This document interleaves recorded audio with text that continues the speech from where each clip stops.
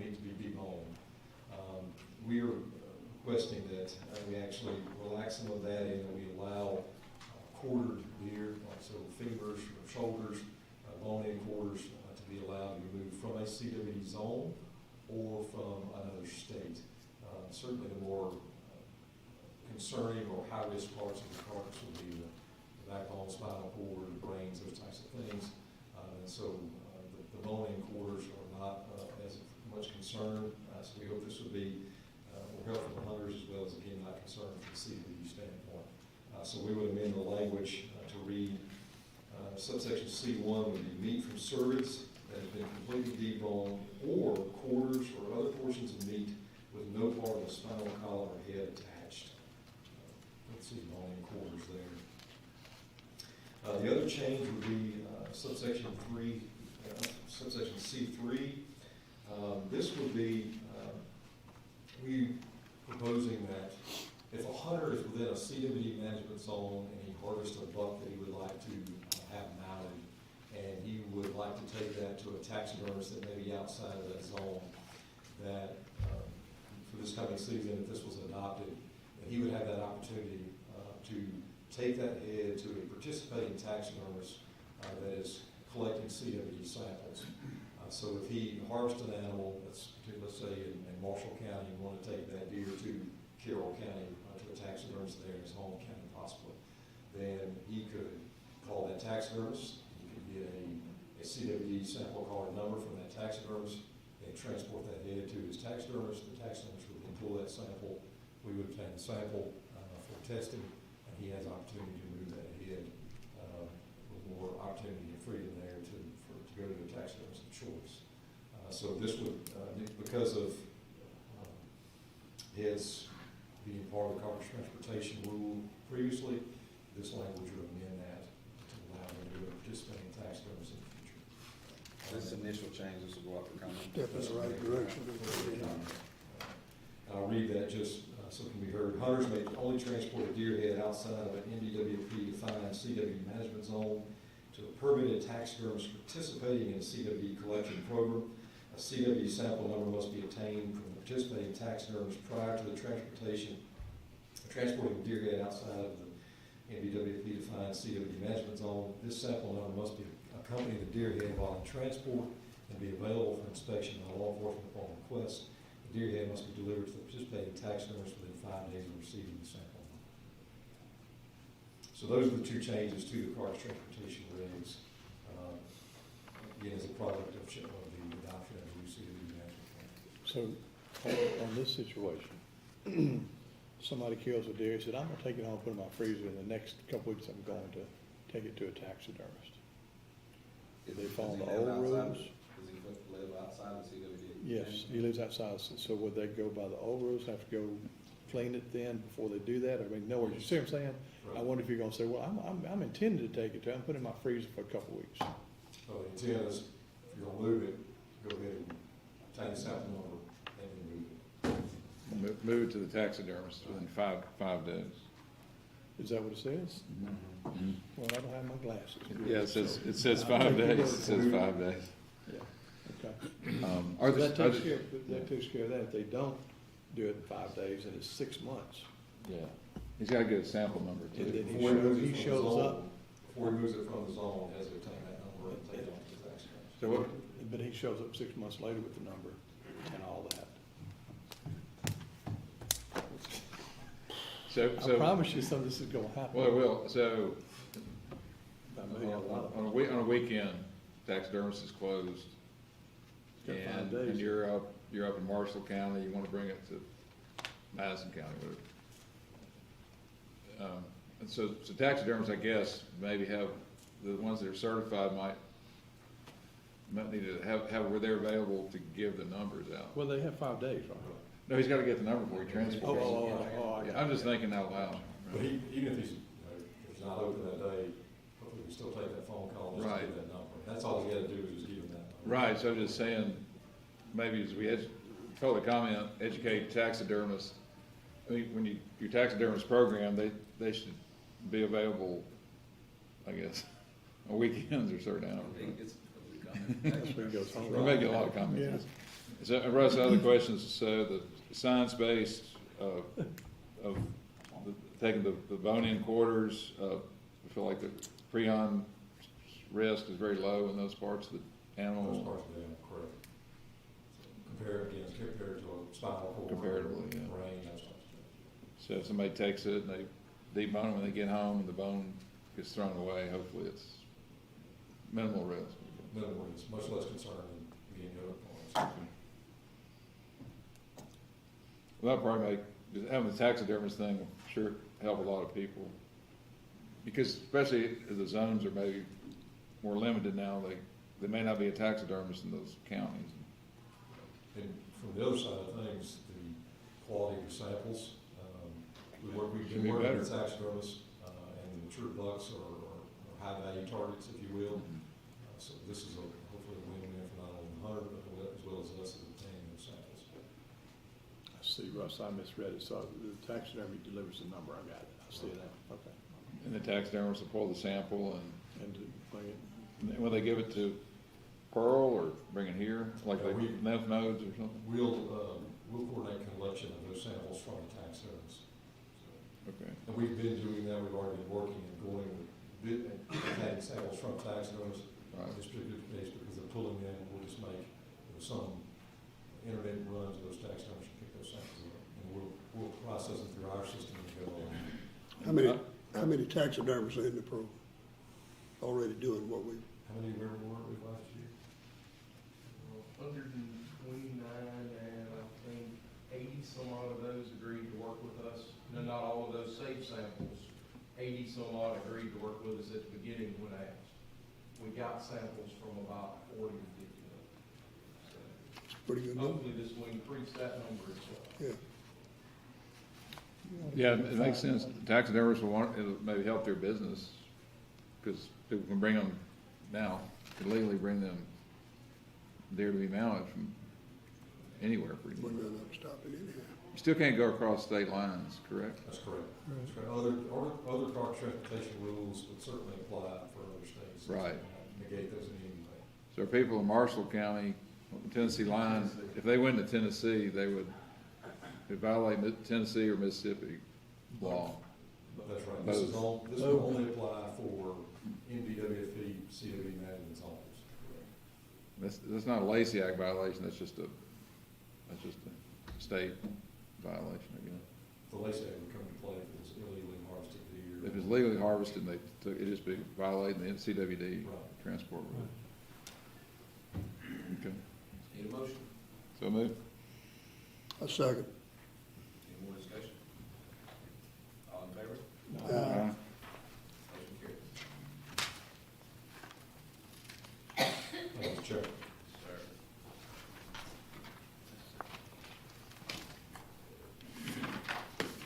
All right.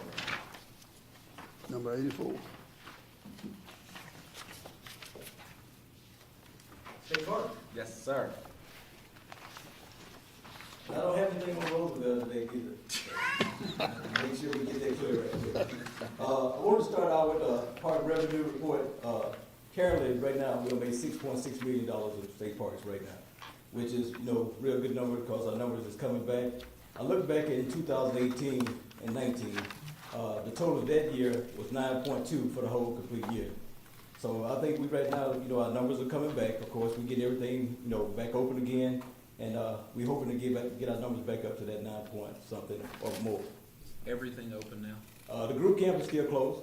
Right now, we still don't feel comfortable, putting kids or putting people in those bunk beds, right on top of each other as far as the pandemic still going on. So right now, the only thing that's still closed is the group camp. What guidelines are keeping you from doing that? Just the close proximity of those kids being able to go because, Are there any Mississippi or CDC guidelines that tell us not to do that? well, really it's not, it's just an agency decision because you're putting 16 people in those huts. And then, like I say, they bunk beds style, so you put them right on top of each other and they just all right there together. So right now we feel like, for safety purposes, not opening it back up. Plus also we're talking about food service. Right now our food service is not open as well as part of that group camp. Oh, because of the group. Yes, sir. Because of the group. Yes, sir. I mean, when Well, are we gonna feel comfortable? The plan right now is to have a discussion later on, meet on it, and then look at it from there. But right now, we just feel like right now, going into the summer, we're having those retreats and those kind of things going on with all those kids in those huts. We just kind of worried about the safety part of it right now. I'm one commissioner, and I don't agree. Okay. If there's no CDC guidelines or no Mississippi law that says we shouldn't, then we should open. Okay. Like I said, That's just my opinion. I agree with you on that, Tony. we'll definitely we'll look at that next week. Good luck to Lon. But right now, Everything else is open. yes, sir. Everything else is open. Yes, sir. Right now, we're looking at, like I told you, that 6.6 million. 4.4 million of that is camping.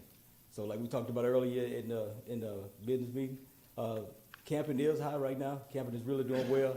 And we are making some upgrades on some campsites. So I will go about that. Yes, sir, because I know you mentioned that earlier. At Persequin, we upgraded 32 campsites. We upgraded the water, electricity, and sewer. Listen out there, Mississippi.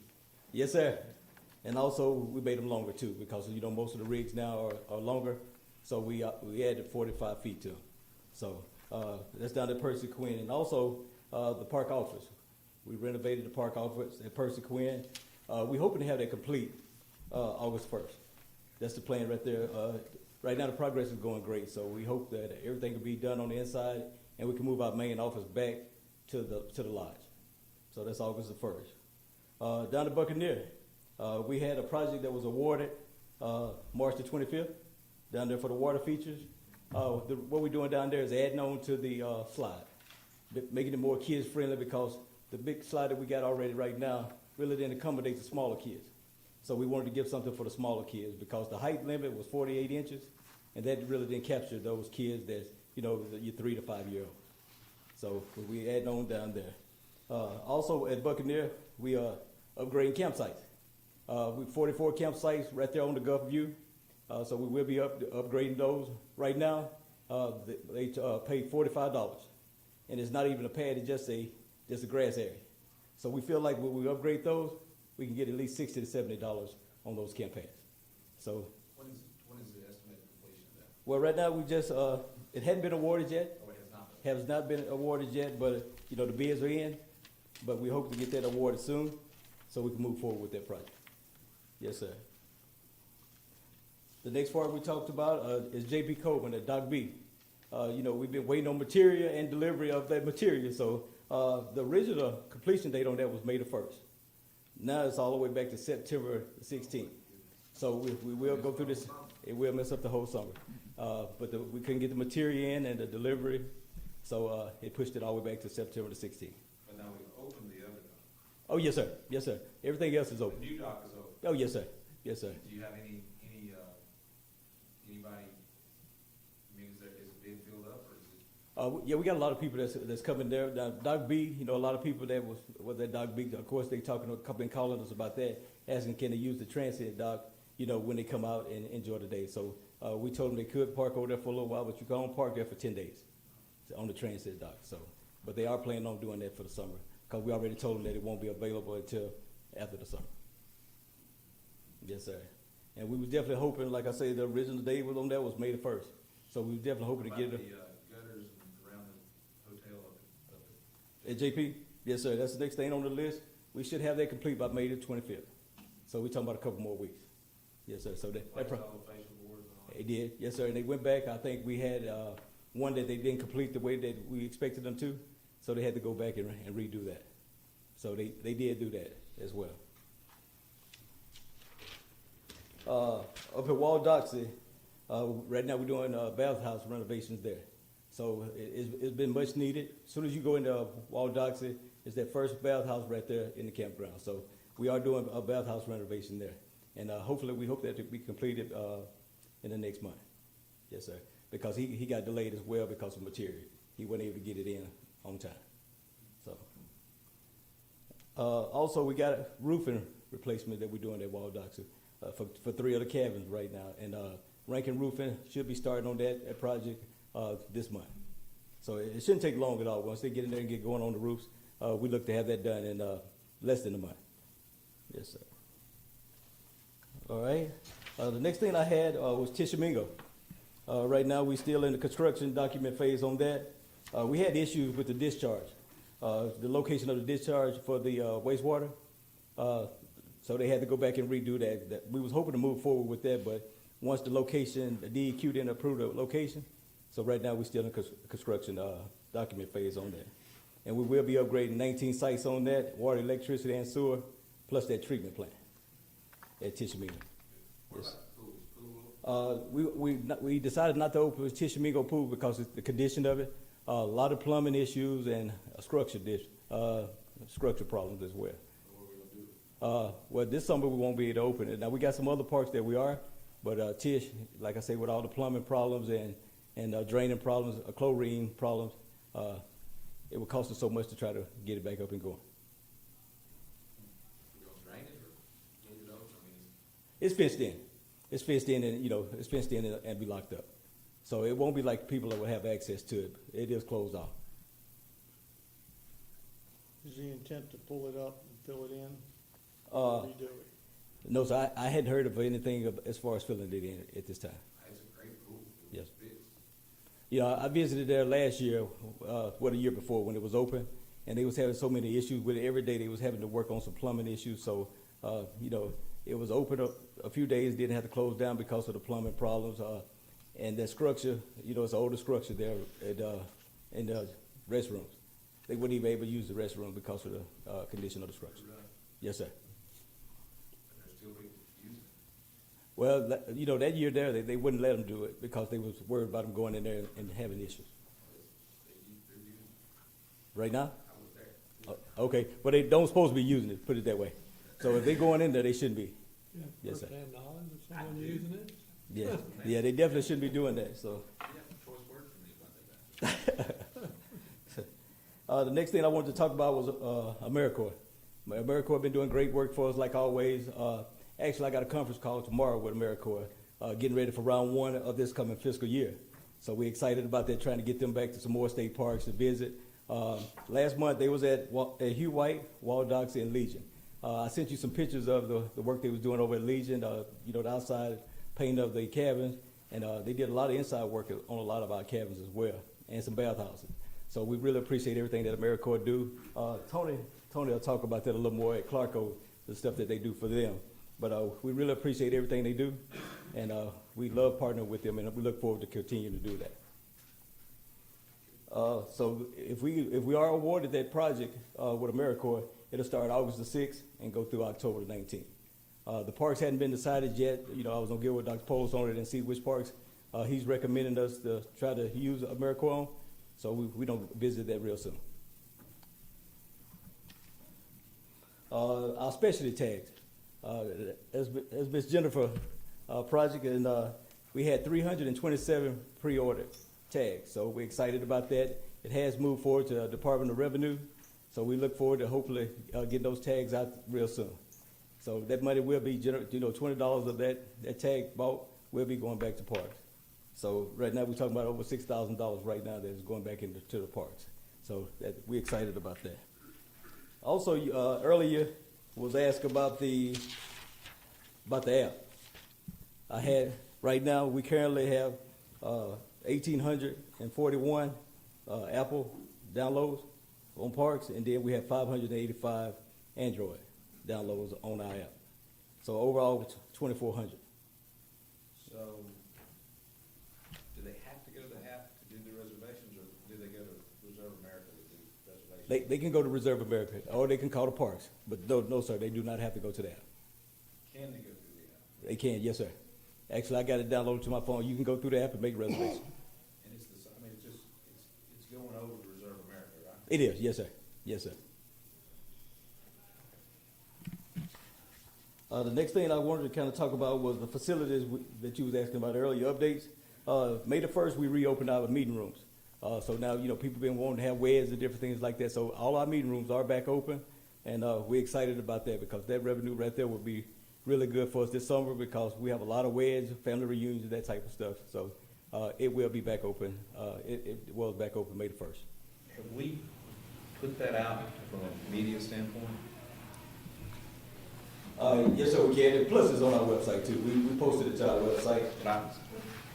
There's so much out there, I think it'd be a good blast to say we are open for business. Is a press release, something, we're open for business. Yes, sir, we could definitely get that done. Also, the pools will be back open May the 29th, that Saturday before Memorial Day.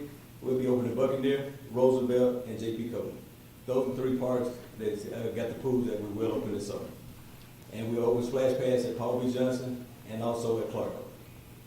So those amenities right there would be really good to have those back open. Because, you know, of course, last summer, the only thing we had open was Buccaneer.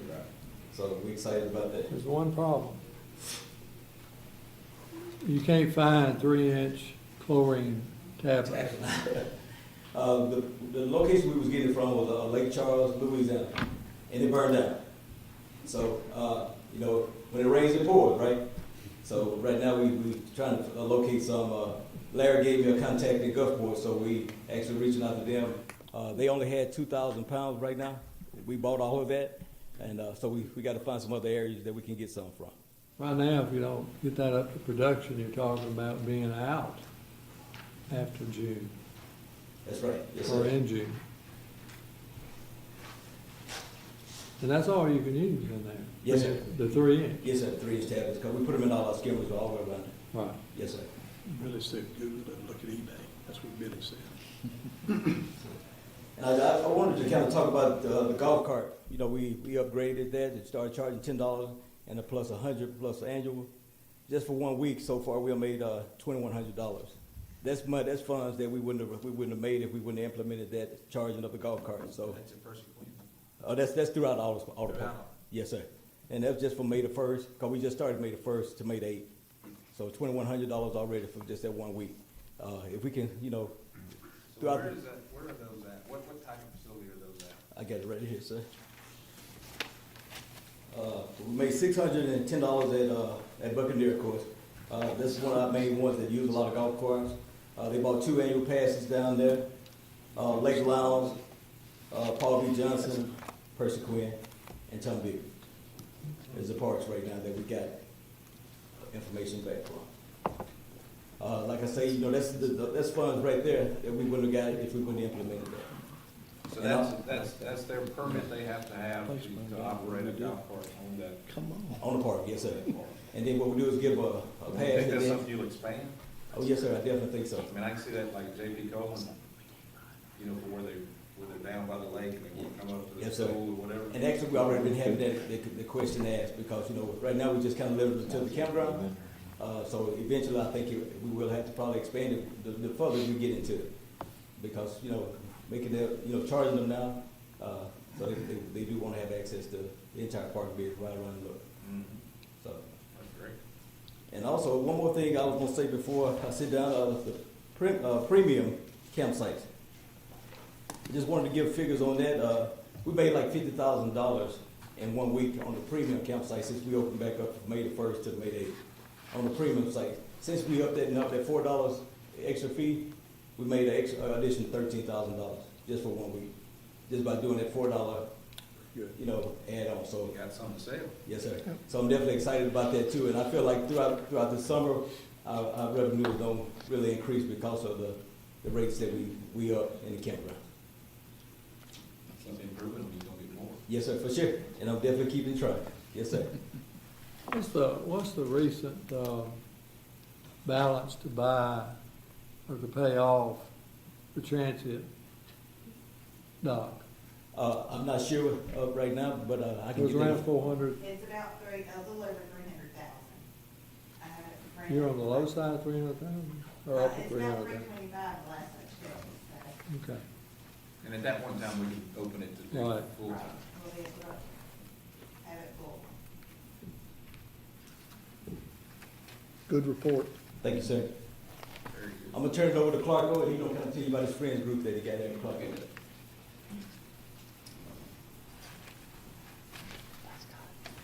Tony's and Clarko. Hey, Tony. How you doing? All right. This is what we're doing here. Thank you, sir. Good to meet y'all.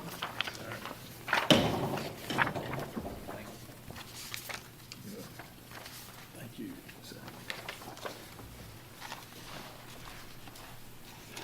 First of all, I want to thank y'all, Chairman, Commissioner, Dr. Polis, I'm here representing Clarko State Park. Appreciate y'all giving me the opportunity to serve down there as far as park manager at Clarko. I've been down there since 2016 and enjoyed it every day. I really do. I enjoy being outside and working with the people and all that. Clarko's got a lot to offer. If you had never been down there, we have 21 cabins, 43 campsites, 3 pavilions, a lodge, and we offer splash pads, swimming, fishing, hiking, and we're developing mountain bike trails at this time, and we got a 9-hole golf course down there. We provide a lot of things there at Clarko, for all the pavilions. People come there to get married, and reunions, birthdays, showers, graduations, so a lot of folks come through Clarko and seeing what we got to offer there at Clarko, and people come back and had the honeymoon there, and then they'll come back and renew the vows there. We've got a lot of folks that are returning there. The park celebrated its 80th birthday, 2018. So there's a lot of history there at that park at the same time. We've got some families that have been coming back there in 2019 that celebrated their 80th reunion coming back to that park. So you got history there at the park, and we've got pictures of them standing in their 50 attire and standing in their 2000 attire at the same pavilion out there. So to see something like that, you know, and some of the people are still in the picture, you know, it's amazing. One of the best things that's happened to Clarko since I've been there is we've come up with the Friends of Clarko. We've been established since 2017. One of my classmates from high school is kind of heading it up, and my hat's off to her because she's a go-getter, Miss Marsha Roberts and all that. She's been the kind of the leader of that group and all that, and putting on different events like you see on the flyer there, as far as they help us with that. And, you know, so my hat's off to them, what they do. They're raising money through donations, through events, and doing different projects. We got a project we do called Friends of Clarko Bench. Got this idea from another park down at Gulf State Parks, and it's a bench that we build and we put in memory of or in honor of a family member. We got about $60 in that bench, but we're getting $500 per bench there, and we done put 38 benches through the park out there. So that right there, that money stays in the park. They're buying utensils. They're putting up new curtains in every one of our cabins but one right now. We've got new curtains. We took down the old, dark, nasty curtains, and we put up new curtains on every one of our cabins but one, and that is going to be took care of pretty quick here. So that money's staying there, and it's like I said, they're putting utensils in there. We've had some of the friends, they have sewed the curtains and put them up, you know. Some of our friends, lady that works there at the park with us, and now. Talking about adopting it, you know, we don't have the corporations doing it, but I've had 8 family friends adopt our cabins.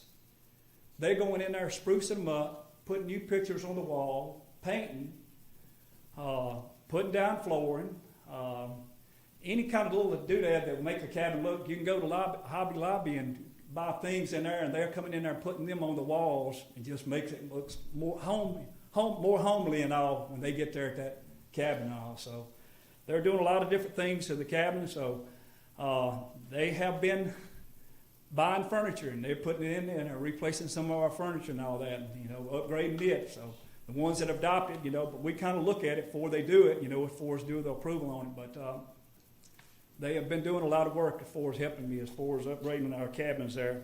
But like I said, I've had 8 of them get adopted as far as by our friends at Clarko there. They have bought me 2 18-wheeler loads of cross ties. Talking about the drop-offs. We're addressing those drop-offs in our campsite pads. We come in and we'll shore up the side of the pad, then we'll backfill it with red clay, and then we'll put crush and run on top of it.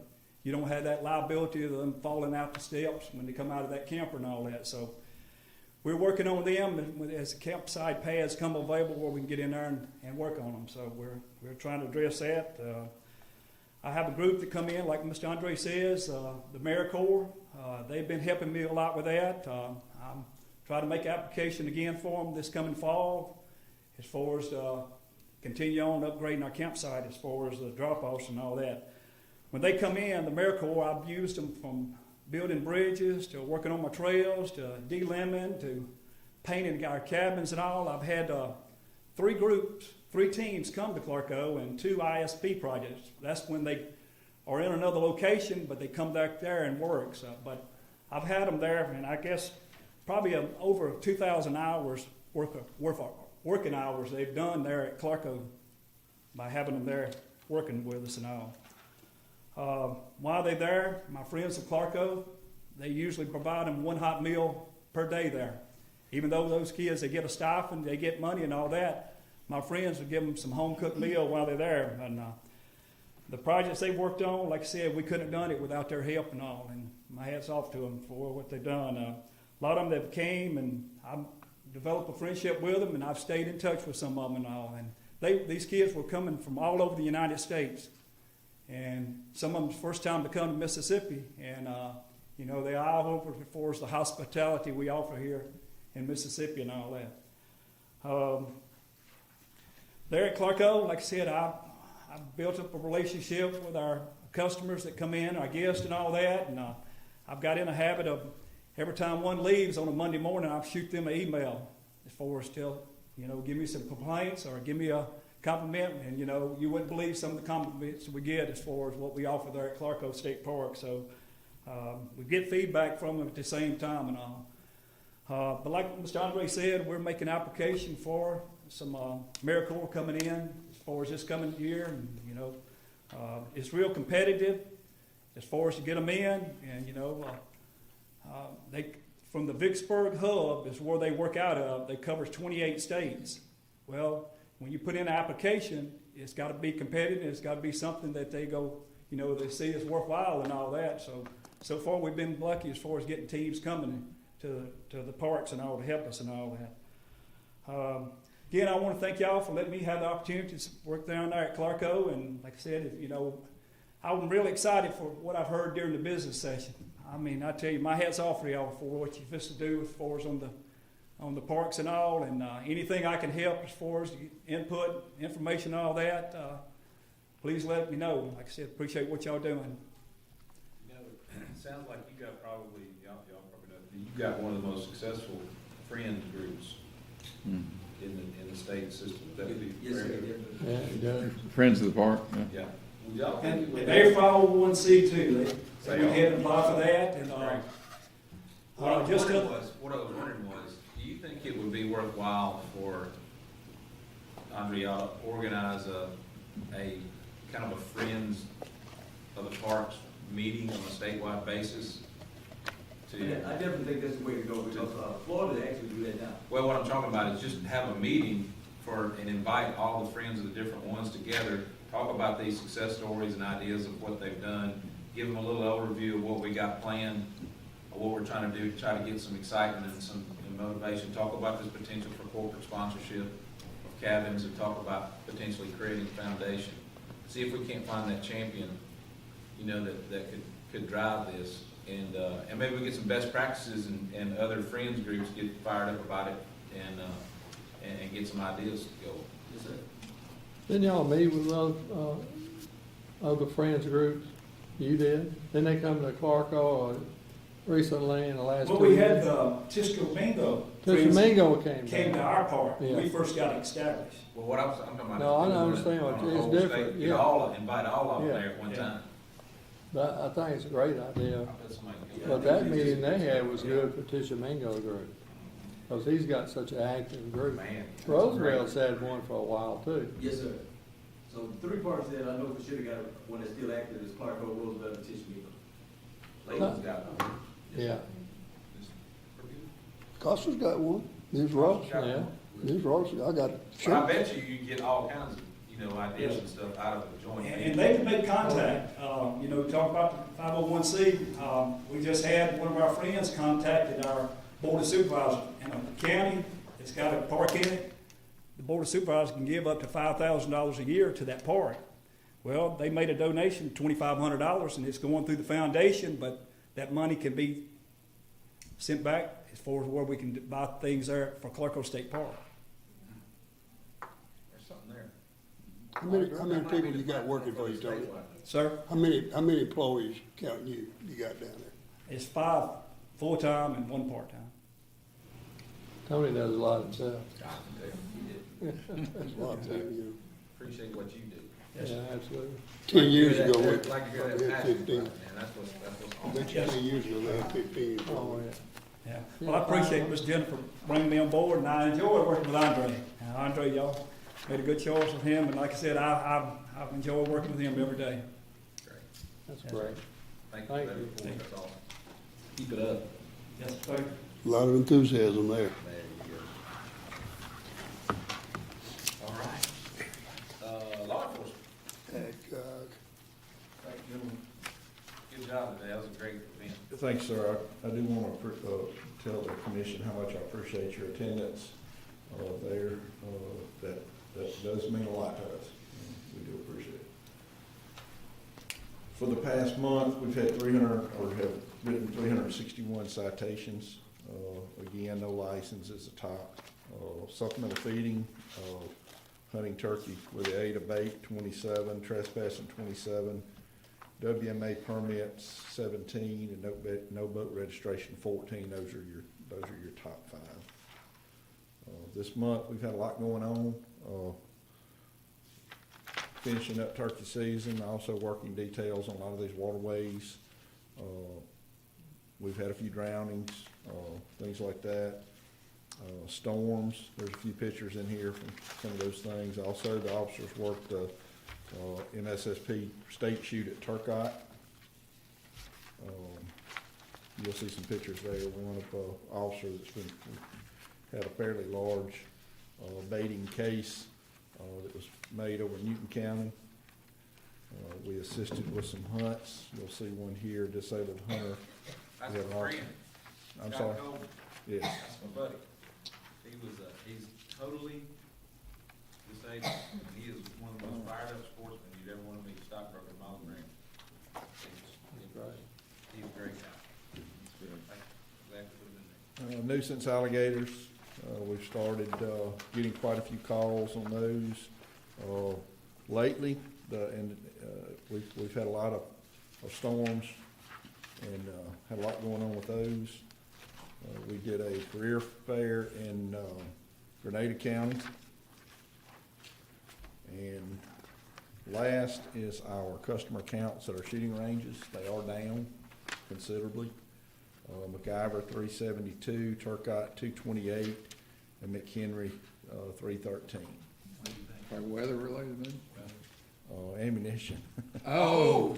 Can't buy any ammunition. $12 boxes of shotgun shells. Good, Killing yeah, them. that's true. And then when they go to buy the shotgun shells, all they can find are high brass. Good. And it's people, just like the gas. Problems and problems. People are, they, Panic buying. during COVID, they had a little bit of a shortage, and now people are, they're buying up everything they can get and storing it, and, hopefully that'll settle down pretty quick. But, we have seen a drop in the, shooting ranges due to this. I think, some of the ammunition selling at the gun shows, I saw that there were some, 308 rounds, one box 308 rounds were $100. Good. Yeah, it went nuts. I bought some 300 blackouts, I didn't ask the price, so I got one that was kind of like a heart attack. I had to check out. Again, thank you for attending this morning, appreciate it. Very impressive. It was well done. That just don't happen. There's somebody spent a lot of time putting that together. Governor Bryant, he lost his touch, he knocked it out. No. He did good. Super well. He's something else. All right, let's see. Other business. No other business. All right, let's talk about the next commission meeting. Gonna go to the coast. So, we think we'll probably be at Where we're gonna, stay on the west side? Bay St. Louis. Bay St. Pearl and Bay St. Louis. Well, they ought to be at So where- Buccaneer then. Do what? If we're gonna be in Bay St. Louis, he said, so we ought to go to, the commission ought to be in Bay St. Louis, at Buccaneer. Yeah, we can have that. and maybe by that time you can kind of show us what your vision is on all the Yes, sir. upgrades, that kind of That'd be a good idea, look at all that. Okay, Buccaneer. thing. So it'll be on Wednesday, June 16th. 16. So we'll spend 9 on 15 to go. Okay, cool. 16, Is there a need Amen. for the executive session? There it is. I move that we close the meeting to determine the need to go into executive session. I move second. In favor? Uh, All right. The commission has voted to go into, to check and see if there's a need for executive session. At this time, please clear the room.